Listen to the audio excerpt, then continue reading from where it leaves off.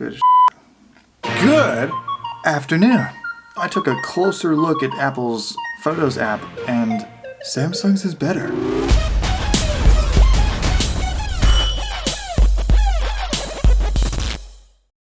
Now, to be fair, even though I don't want to, Apple did put some pretty clever ideas inside the Photos app, but it's just not as good as Samsung's gallery. Here's why. Here's a side-by-side comparison of the two, and the iOS Photos app that we're going to be looking at is from iOS 12. Let's open the both of these up. On the Samsung side, the four main tabs are Pictures, Albums, Stories, and Shared. And for iOS, we have Photos, For You, Albums, and Search. You will not find any kind of pinch to zoom or any way to change the perspective of the photo feed on iOS version of Photos until you hit that arrow in the upper left of the screen. That's the only way you can zoom out.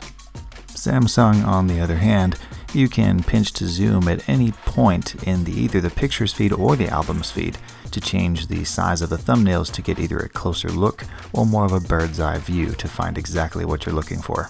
The Albums section is pretty self-explanatory. You have a horizontally scrolling view of them and the option to add a new one if you hit that plus button, again in the upper left corner.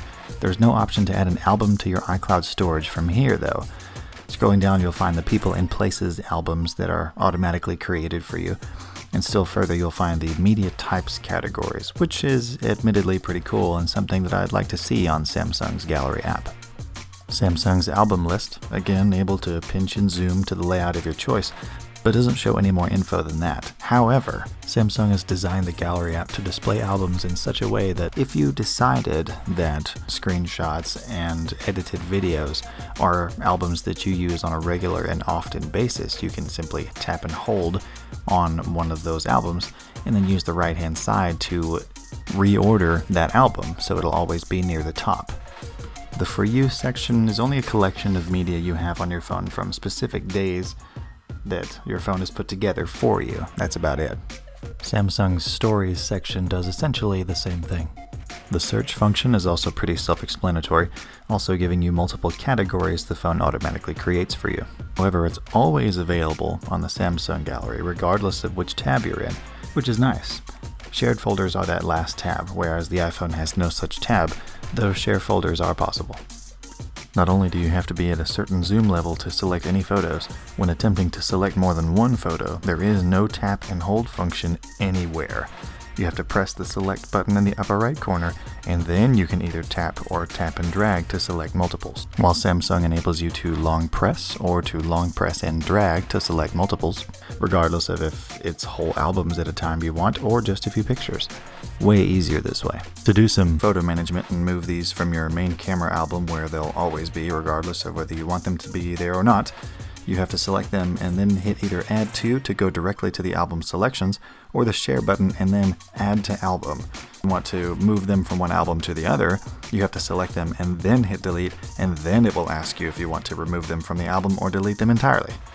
Samsung, on the other hand, is a far easier, more intuitive story. If you want to move something from point A to point B, simply pick it up from point A and put it in point B. That's exactly how Samsung's Gallery works. Simply tap and hold to select a picture or pictures, and once you're finished making your selection, literally put them all into the album of your choosing. You can even select multiple media from multiple different albums and either move or copy them into the album of your choice. Can't do that on an iPhone. If, by the way, the folder you want these pieces of media to go into doesn't exist yet, without having to deselect the ones you've already chosen, you can move or copy them all into a folder that you create on the spot after determining the name and whether you want it on your phone or on your card. Compared to the iPhone's Photos app, there's no contest here. After taking a photo and then viewing it in Photos, you have several options. You have access to 4 effects only in this menu, and further down it'll show you other photos you've taken near this spot and also related pictures. Hitting Edit will enable you to use the other effects offered by iOS 12. If you have Live Photo enabled, you can set the key photo from the slider down below. You also have access to only 9 different filters, really limiting you there. If you decide you don't want a filter on it, then you have to hit Cancel and then hit Edit again to get back to your other options. There's also a magic wand button. Now, I'm sure there's some fancy name that Apple designated, but I don't know it, nor do I care. This will automatically enhance the photo for you if you're not one to go fiddling around with individual parameters. However, if you hit the little dial next to the Done button, you'll find that Apple has indeed given you some more picture flexibility. In the light menu, we have several options available for adjusting the lighting aspects of the picture, and we'll find the same in the color and the black and white, or B and W, menus. In the resize menu, you'll find ways to free crop, rotate, and set the picture in your desired ratio.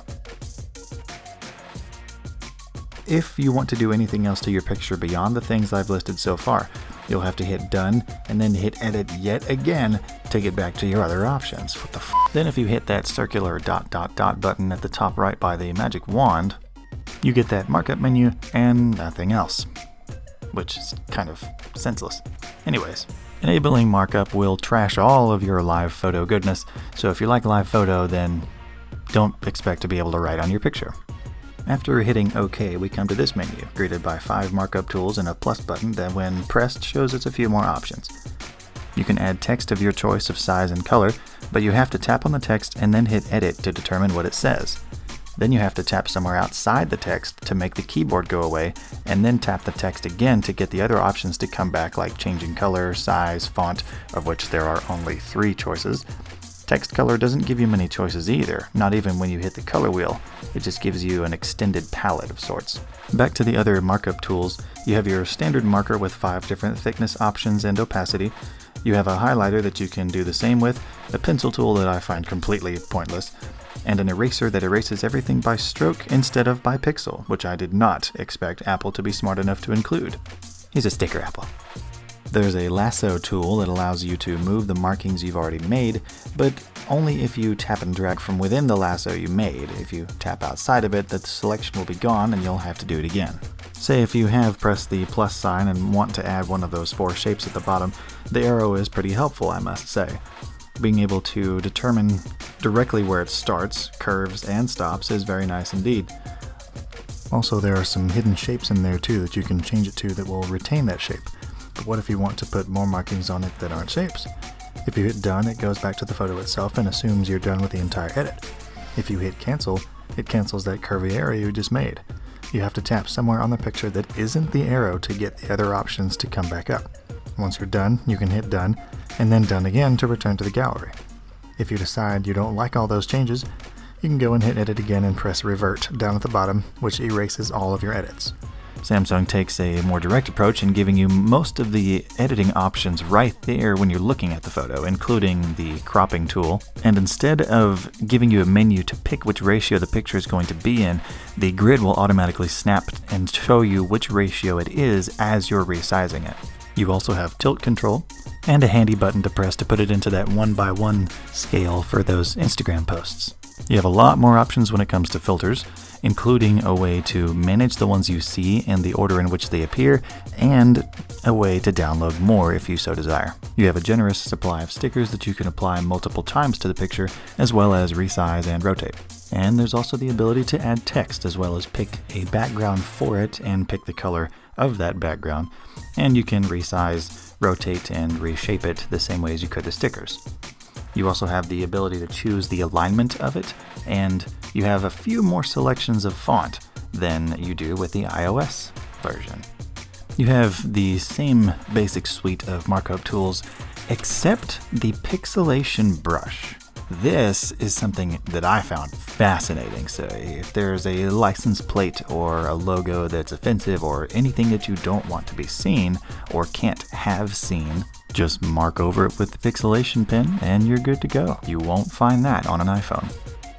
But that's just the beginning. Samsung also includes their own Photo Editor Pro, and that opens up a whole new set of options. The transform menu works the same way as it did before, but now you have a menu of ratios that you can pick from instead of trying to find it by free sliding. You can flip it either vertically or horizontally, rotate it if need be, and even change the perspective from a horizontal or vertical point of view. Samsung's Lasso Tool works a little bit differently than iOS's in that you can use it to isolate the part of the picture that you select. Access to filters is the same as in the standard editor, but you also have an included option here called decoration. The same stickers and text that you saw in the standard editor are here, but there's covers in this one, allowing you to pixelate out somebody's face if they don't want to be in the photo or if you can't have them in the photo. And this is also something that I thought was freaking awesome. You can even add another image from your gallery to the image that you're working on and reposition it, rotate it, adjust its perspective, and so forth. Similar to what you see in Photoshop, you have the ability to edit the color curves and the black and white curves of a picture, adjusting the brightness and contrast with a graphical interface instead of just a slider. You can also adjust the shadows, the darks, the lights, and the highlights. This is one of my favorite parts.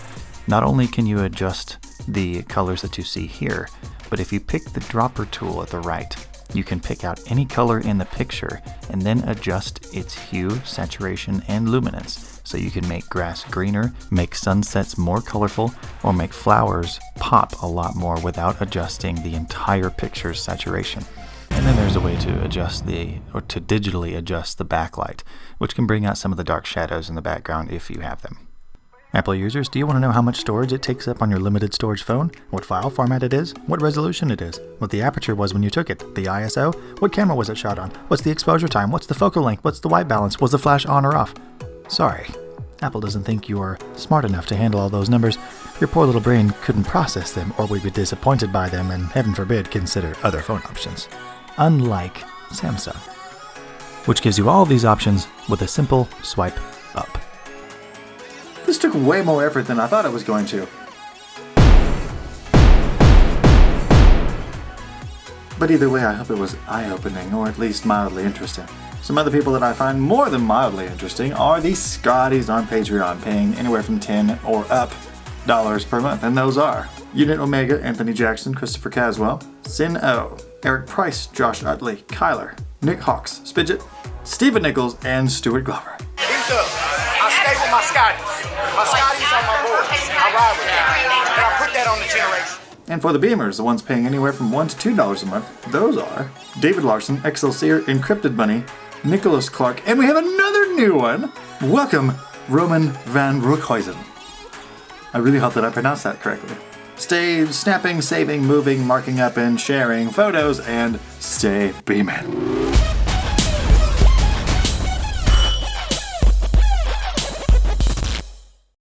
Good after... That was weird. Not there. Here's a side-by-side comparison. In the iPhone Damn. Here is a side-by-side comparison of the two. Both of them... I got the opportunity to look... Some other people I find